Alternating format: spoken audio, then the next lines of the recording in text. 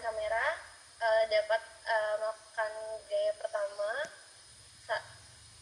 untuk di SS 1, 3. Untuk gaya selanjutnya bisa dilakukan.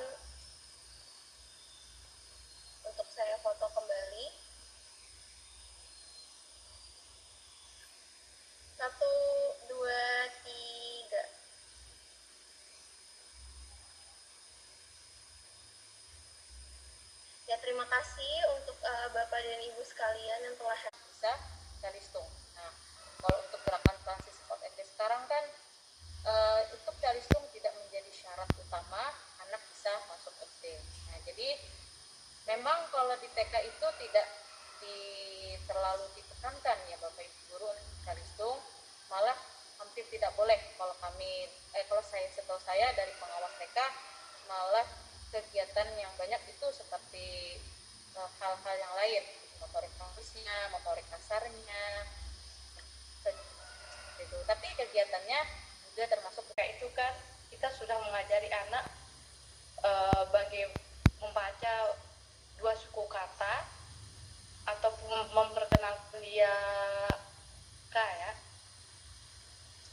Nah, sedangkan sekarang saya mau ada pertanyaan yang ingin ditanyakan mengenai materi yang telah disampaikan.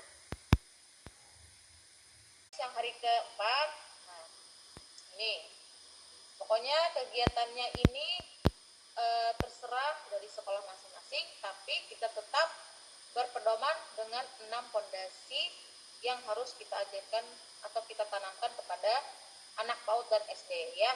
Nah, misalnya seperti toilet training ini tadi masuk juga dalam 6 pondasi di mana kita mengajarkan anak untuk hidup bersih dan sehat, mandiri dan sebagainya.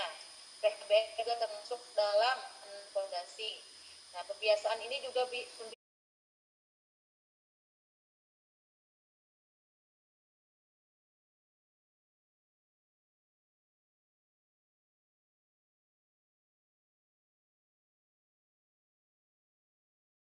hari pertama hari Senin ya, kita masuk ke sekolah hari pertama tanggal 15 Juli. Di sini kegiatannya ada 5. Upacara penyambutan peserta didik baru sekaligus pembukaan PLS. Yang kedua, perkenalan diri peserta didik dan menyanyikan lagu Ayo Sekolah. Nah, untuk lagu ini sesuai referensi Bapak Ibu guru masing-masing ya, terserah. Yang ketiga, perkenalan guru, tendik, dan lingkungan belajar. Yang keempat, membuat kartu identitas diri atau nemtek ya.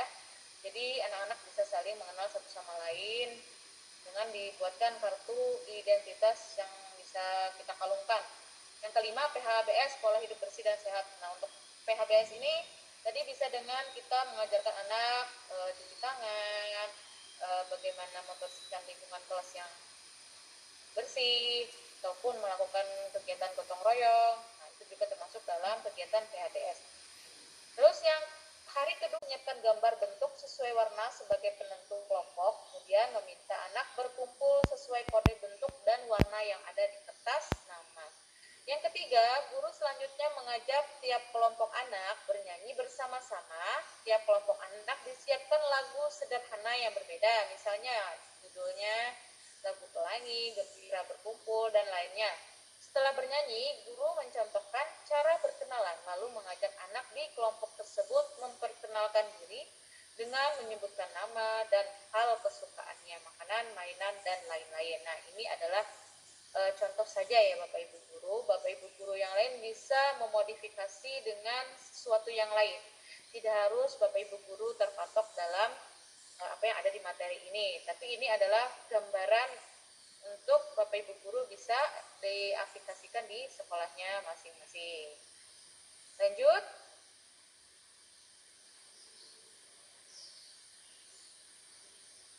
Sebagai pintu pertama masa sekolah, disarankan agar pada MPLS satuan dapat mengundang orang tua untuk mengantar anak ke sekolahnya setidaknya pada hari pertama.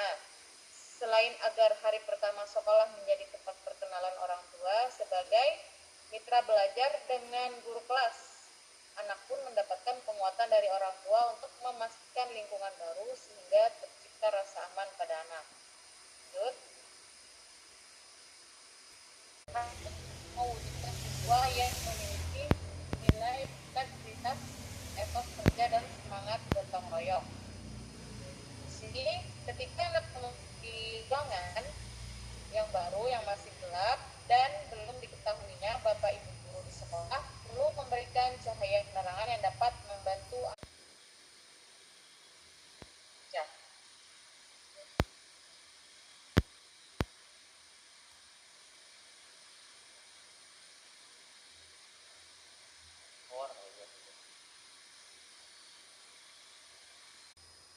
Halo Ibu Ajijah.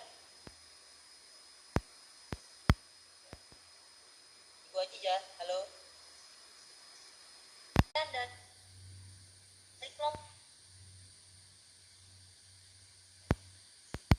dasar bagi kur.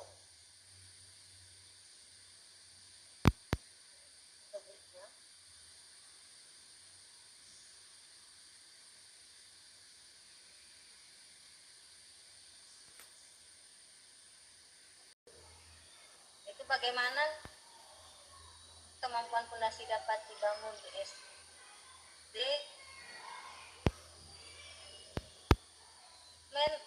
Awal kemampuan fondasi peserta didik di awal pembelajaran. Melakukan modifikasi pembelajaran berdasarkan hasil asesmen awal. Asesmen sumatif untuk SD kelas awal.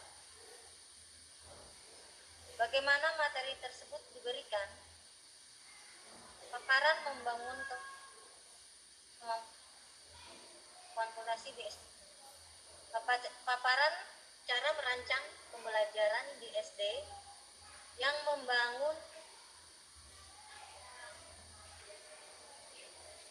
juga kemampuan mengelola emosi, kemandirian, kemampuan membedakan baik dan benar, dan lainnya. Nah, ini adalah versi siap sekolah yang sudah dikatakan oleh kementerian bahwa siap sekolah itu tidak hanya bahwa anak itu sudah bisa galindung, tapi di sini siap sekolah tersebut sesuai dengan laju perkembangan anak dan yang lainnya. Jadi bukan hanya karena galindung mereka sudah dikatakan siap sekolah. Nah, di sini ada gambaran, di mana gambar yang pertama ini yaitu gambaran tentang kesiapan bersekolah sebelum adanya gerakan. Nah, kesiapan bersekolah sebelum adanya gerakan suatu kondisi di mana anak memiliki kemampuan untuk mengikuti kegiatan pelajaran di SD atau MI harus tercapai sebelum SD. Artinya, mereka di TK itu sudah dituntut sebelum masuk SD, mereka sudah dituntut untuk bisa belajar membaca, menulis, dan berhitung. Nah, kalau di sebelahnya ini adalah sudah adanya gerakan. Nah, gerakan maksudnya ini sini adalah gerakan transisi PAUD ke SD yang menyenangkan. Kesiapan bersekolah yaitu suatu kondisi di mana anak memiliki kemampuan fondasi sebagai pembelajar sepanjang hayat. Di mana fondasi ini ada 6 sebenarnya ya, yang nanti dijelaskan sama Pak Risman. Jadi 6 fondasi yang harus ditanamkan kepada anak-anak.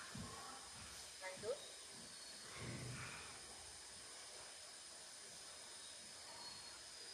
Setelah mengetahui konsep kesiapan sekolah, lalu apa yang dimaksud dengan